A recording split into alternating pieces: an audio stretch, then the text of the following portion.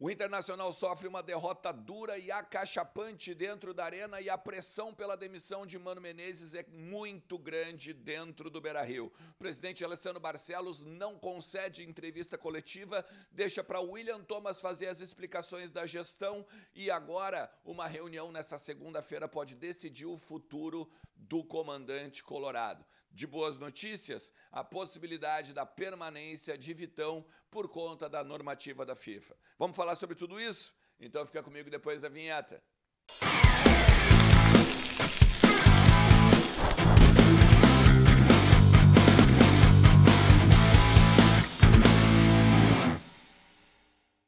Fala Colorado, fala Colorada, não tem como ser um bom dia, né? Mas, tudo bem? Beleza com vocês? Eu sei que todo mundo com uma noite mal dormida, né? Todo mundo com talvez até mesmo o humor, né? Bem lá embaixo, bem todo mundo de cara, a partir do que aconteceu ontem na Arena, né? 3-1 para o Grêmio, uma derrota acachapante, golaço do Soares, o Grêmio tocando bola como queria dentro da área do Internacional, uma vergonha basicamente que o clube mais amado do Rio Grande do Sul sofreu, né? Ontem à noite pelo Campeonato Brasileiro, 7ª rodada. Tá aí, né? Flertando com o Z4, muito mais próximo da zona de rebaixamento do que onde deveria estar, que é as posições lá de cima, né? As posições do topo da tabela, né? Da primeira página, como gostava de dizer o poeta, né? Mas a gente tem algumas coisas de bastidor para conversar aqui. Fica comigo até o final do vídeo, te inscreve também no canal, ativa a notificação, deixa teu like, que ajuda pra caramba meu trabalho. Olha só, a gente estava lá na Arena ontem, né, na cobertura do Voz do Gigante, também ouviu muita coisa de lá e tem alguns bastidores interessantes. Primeiro de tudo, a gente tem que pensar o seguinte, tá? O técnico Mano Menezes, ele sofre uma dura pressão interna de conselheiros e pares da gestão de Alessandro Barcelos para ser demitido. Os 3-1 ontem foram a gota d'água. Ainda havia 2 ou 3 esperanças, né? 2 pessoas, 3 pessoas que ainda tinham alguma esperança de que o Mano Menezes pudesse reverter o quadro do futebol do Inter e melhorar em si mesmo, melhorar em termos até mesmo táticos, mas até mesmo as trocas do Mano Menezes ontem foram equivocadas, né? Quando ele tira, por exemplo, o Moledo e coloca o Wanderson, depois ele tem que recompor com o Nico Hernandes, mostra que ele estava bem perdido em termos do que ele iria fazer, né? Acaba tomando um gol de colégio, depois ali do Bitelo, que o Soares ainda domina, olha para onde vai tocar, e aí o boi vai com as cordas, né? Mas a questão do campo, ela até, nesse sentido, ela é irrelevante, por conta justamente desse futuro da comissão técnica.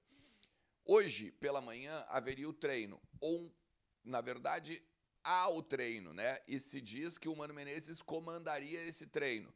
Por que eu falo se diz? Porque o treino é fechado.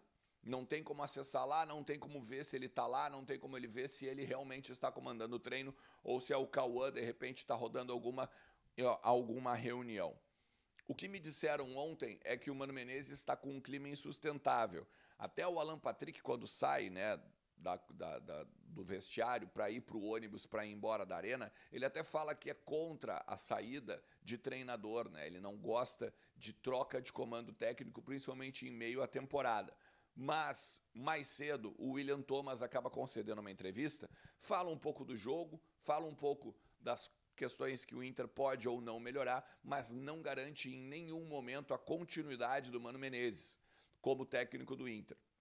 Vale lembrar, quinta-feira o Inter joga contra o Metropolitanos pela Copa Libertadores na Venezuela e a viagem já é amanhã.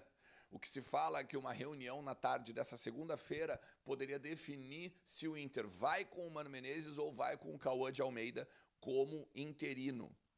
Até porque ontem, quando o Mano foi perguntado sobre isso, ele não só escolheu as respostas a dar ou as respostas a quem ou às quais responder, tá? Como também foi muito grosseiro com os repórteres que perguntavam sobre a continuidade. E aí eu particularmente acho que ele não é grosseiro só com os repórteres, ele é grosseiro com a própria audiência de todos que estão ali, e principalmente com os colorados, porque são os colorados que querem ouvir o Mano Menezes. Os repórteres são só os intermediários daquele sentido.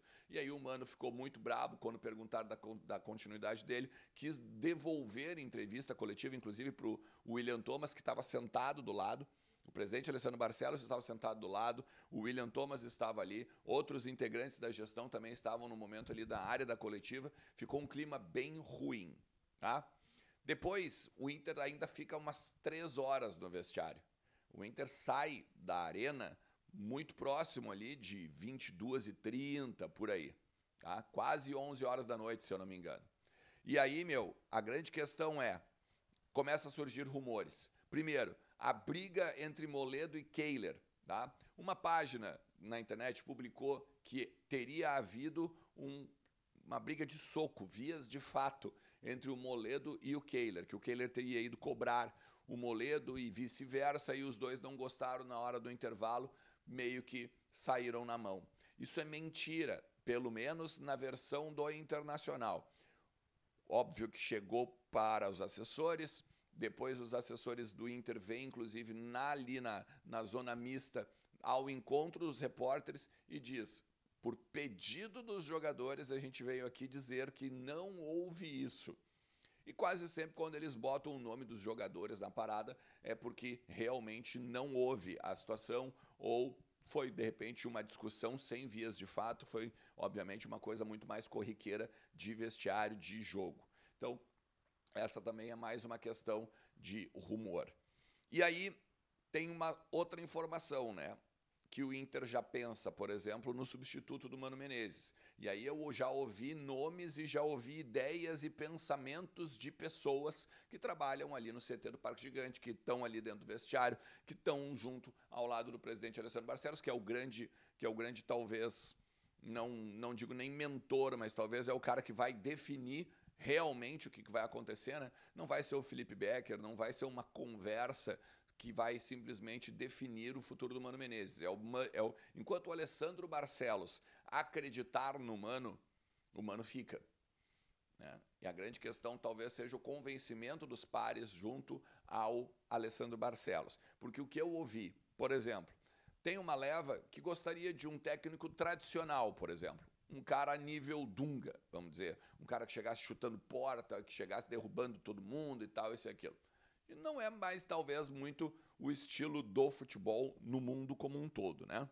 Tem também gente que gostaria de um cara mais como o Roger, como um Thiago Nunes, por exemplo. Eu já acho errado e acho que não tem que contratar nenhum desses dois. Ao mesmo tempo, eu já ouvi 2 nomes que até me agradam, um deles muito mais, tá? Que é o Ceni e o Crespo. Rogério Ceni é o ficha 1. Rogério Ceni, eu particularmente acredito que não seria um momento de ele vir treinar o Internacional. Até porque tem toda essa questão aí de 2019 do Cruzeiro e a torcida já chega, por exemplo, ele já chega com contestações em cima desse 2019 que houve do Cruzeiro e até mesmo substituindo o Mano Menezes. Então, assim, eu acho que não seria o momento. Mas o Crespo, por exemplo, o Crespo é um cara caro, ele está no Catar nesse momento, ele acabou agora o campeonato do Catar e ele, teoricamente, está de férias, mas é um cara caro. O que se fala nos bastidores, inclusive, é que a comissão técnica dele e todos, né, que trabalham com ele ganhariam na casa de 1.200.000 mês. Isso não pro Crespo, né? Obviamente, o Crespo e a comissão técnica, os auxiliares, preparadores e tudo mais. Então seria visto como um cara caro e até porque nem todos, o Crespo entre eles, não gostariam, por exemplo, de pegar o Internacional agora em 6, 7 meses ainda que faltam do ano.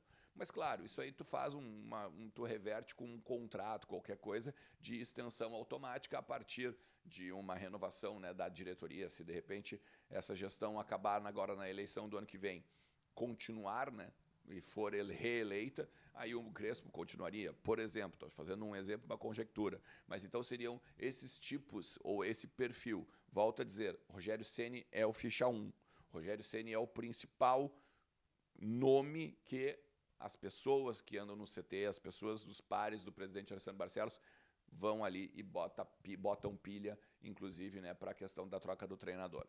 Na manhã agora dessa segunda-feira também teve o anúncio da FIFA da extensão da normativa que permite que os atletas que tinham contratos com o clube da Rússia e da Ucrânia sigam onde quiserem, né? Sigam de preferência onde já estão. Então fica também a questão de o Vitão ser muito mais agora uma questão de continuidade de contrato do que qualquer outra coisa, né? É só o Vitão chegar e dizer sim, quero continuar aqui, e o Vitão fica no Beira-Rio. O detalhe, mais um ano de normativa, meio do ano que vem. Meio do ano que vem, o Vitão encerra o contrato com o Shakhtar. Teria já uma possibilidade, inclusive, do Vitão continuar no Beira-Rio e assinar por definitivo com ele. Aí, obviamente, isso é um outro capítulo, essa é outra questão jurídica, e a gente traz aqui em outro conteúdo, beleza? Se tu chegou até aqui, quero te mais uma vez agradecer, quero te pedir, deixa teu like, te inscreve no canal, ativa a notificação e não te esquece que a KTO é minha parceira aqui e o cupom Ernest te dá 20% de free bet no teu primeiro cadastro, teu primeiro depósito, beleza? Tamo junto, um forte abraço, tchau!